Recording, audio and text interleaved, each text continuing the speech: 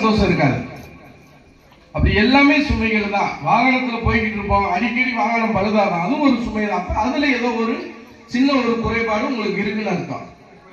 நல்லா இருக்க கணவன் மனைவி திடீர்னு ஒரு சண்டை வரும், குழப்பம், அது எதுக்குன்னே தெரியாது. எல்லாமே வீட்டுல இருக்க, எல்லாமே நம்ம மனைவிக்கு செய்யறோமே, மனைவிக்கு சுத்தமா இருக்குமே, ஆனா எதுக்கு சண்டை வருது? அதுவும் ஒரு குறைபாடு தான். இதெல்லாம் எல்லாமே என்ன அப்படின்னா ஒரு விபத்து, ஆக்சிடென்ட்னு சொல்லுவாங்கல்ல, அந்த மாதிரி.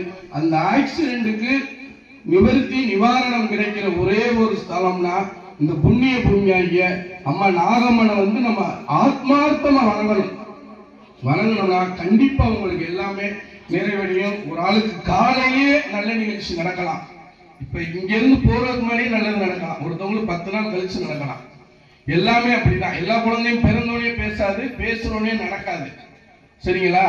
எல்லா குழந்தையும் பேசதான் செய்யும். பாடுறது ஆடுறது ஒவ்வொரு திறமைகள் ஒவ்வொரு கால சூழ்நிலைகள் தகுந்தாப்புலதான் நடக்கும்.